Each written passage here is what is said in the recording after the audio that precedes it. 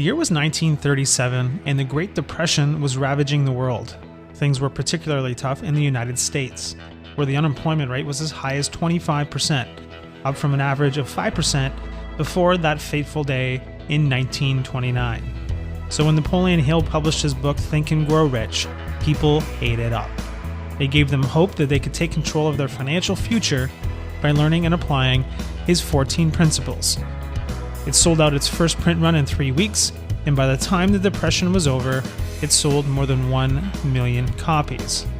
Along with How to Win Friends and Influence People, which was published a year earlier by Dale Carnegie, it became one of the first best-selling personal development books. To date, it has sold over 100 million copies and is widely considered to be one of the best personal development books ever published. Let's dive into the 14 principles that Hill tells us we need to learn if we want to be rich. Principle number 1, desire, the starting point of all achievement. How bad do you really want it? Hill tells us that the foundation of getting what we want in life is the state of mind called a burning desire to win. This is different than wishing. Everybody wishes they had more money, were in better shape, and had better relationships.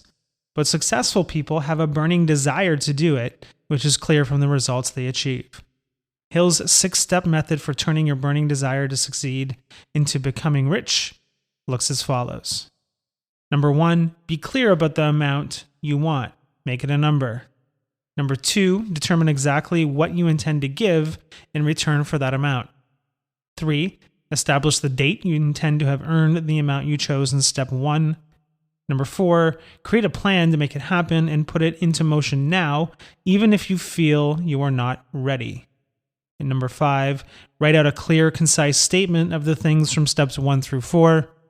And finally, number 6, read your statement aloud twice per day, when you wake up and when you go to bed. As you read the statement, see, feel, and believe that you have already made the money. Principle number 2, faith. Visualization of and belief in attainment of desire. This principle is about believing, in the very core of your being, that you will achieve the plan you have set in motion. There must be no doubt lurking in your subconscious mind, or else you'll find all sorts of reasons not to act on your plan. You can train your subconscious to support you by feeding it a steady diet of positive thoughts. In particular, you should concentrate your thoughts on 2 things. First, by telling yourself that you have the ability to achieve your plan, and therefore you demand of yourself persistent and continuous action toward its attainment. Second, because your thoughts will eventually reproduce themselves in outward action, focus your thoughts on the person you intend to become. Hill was ahead of his time on this one.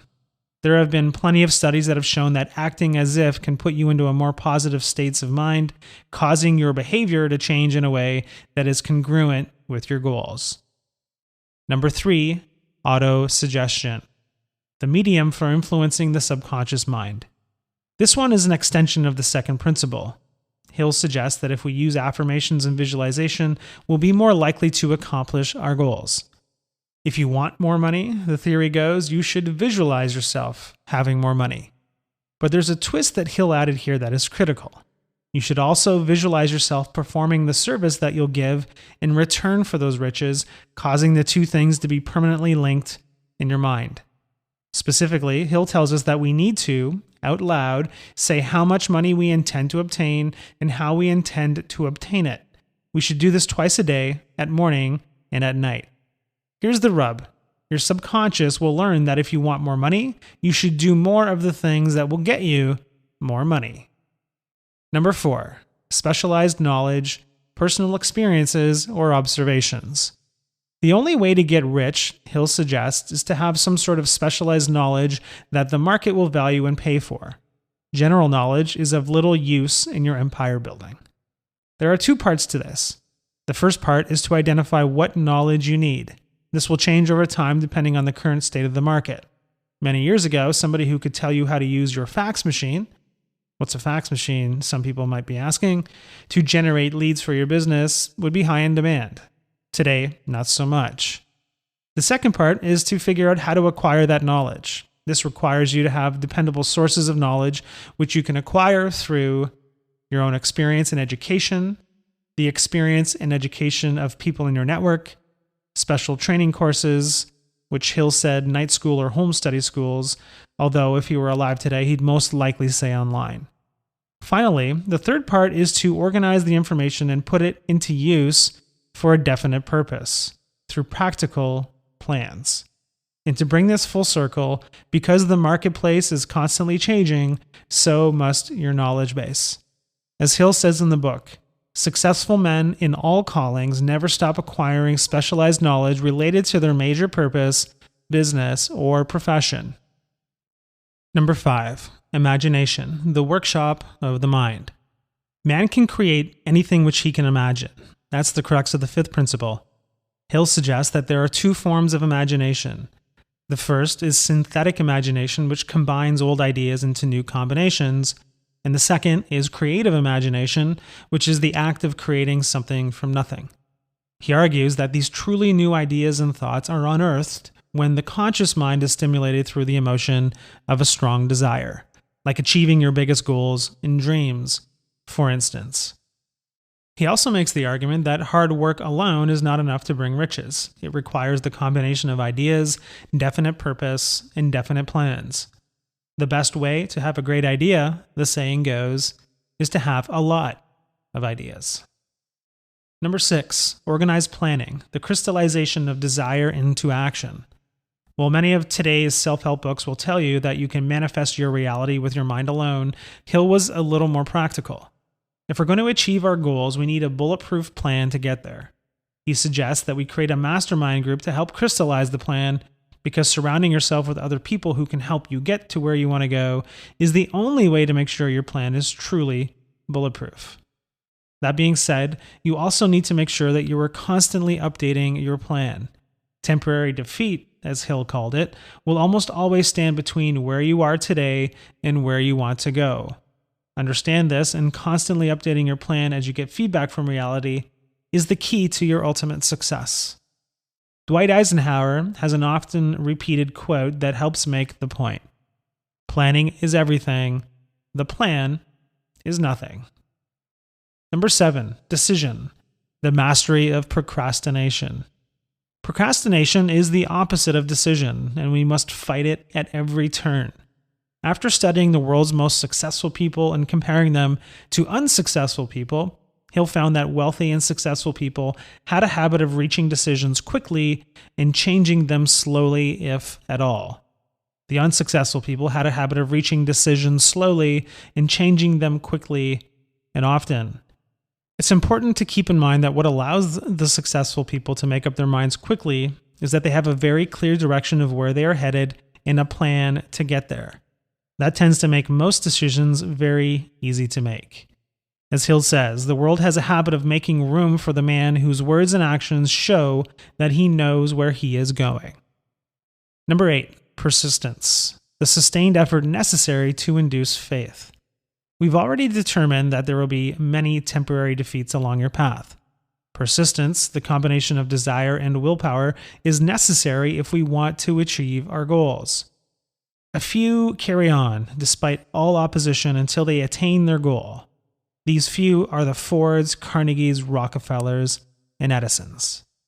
It's a cliche to reference Edison's many failures in creating the light bulb and his response that I have not failed, I have just found 10,000 ways that won't work.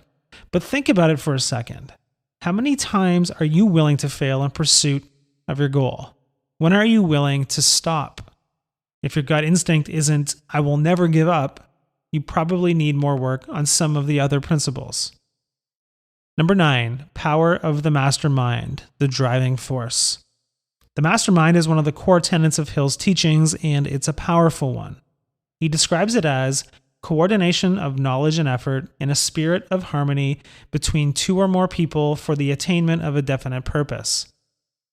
Through these groups, Hill suggests that men take on the habits and power of thought of those with whom they associate in a spirit of sympathy and harmony. One of the original mastermind groups was formed by Henry Ford, Harvey Firestone, John Burroughs, and Luther Burbank. Things turned out pretty good for those guys, and since then, groups of successful people, usually CEOs, get together on a regular basis to help each other solve their biggest challenges. No matter where you are in your journey today, you should consider joining or forming a group of your own. Number 10, the mystery of sex transmutation. I'll just come right out and say it. This one is a little weird, a lot weird. Here it is in his words so you can judge for yourself.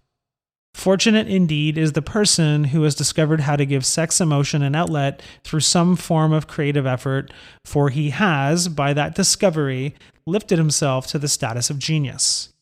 What he's saying is that if you can figure out how to channel your sexual energy into a creative or business pursuit, you'll be more likely to become successful. I'm going to leave this one without further comment. Number 11, the subconscious mind, the connecting link. This one is a little less controversial and has occupied volumes of self-help books published since. The essence of this section is that your subconscious mind is influenced by your emotions, and so you need to take great care that you expose it to positive emotions instead of negative emotions. According to Hill, there are 7 positive emotions: desire, faith, love, sex, enthusiasm, romance, and hope. There are also several major negative emotions: fear, jealousy, hatred, revenge, greed, superstition, and anger. Feed your mind more positive emotions instead of negative emotions, and you'll be on the right path. Number 12, the brain, a broadcasting and receiving station for thought. This section sees us return to some weird, unproven ideas. However, keep in mind that most of what Hill describes in this book would not have been proven by science at the time of publication, and maybe, just maybe, he's just a little ahead of his time on this one too. Hill used the metaphor of the radio for the brain. Notice that today's metaphor would be the computer, another thing that doesn't adequately describe our most important organ, in that it has a sending station and a receiving set. Basically, the premise is that we can tap into the minds of collective human intelligence by putting our minds in a state of high vibration through the application of the other principles in the book. Until this theory is proven, and please tell me there are people working on it, we'll have to make do with the collective intelligence of the world we have access to through the wonders of the internet. Number 13, the sixth sense, the door to the temple of wisdom. In this principle, Hill describes what we would today consider intuition. He believed that there's an organ in our body that received knowledge through sources other than our physical senses. The way Hill suggests we access our intuition is creative, if nothing else.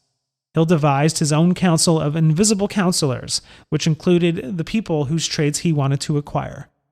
He held imaginary meetings in his mind with these people, which included Edison, Napoleon, and Lincoln. He would imagine these meetings in vivid detail and would later credit all of his hunches and intuition to these meetings. Give it a shot sometime and see how you make out. And finally, number 14, how to outwit the 6 ghosts of fear, clearing the brain for riches.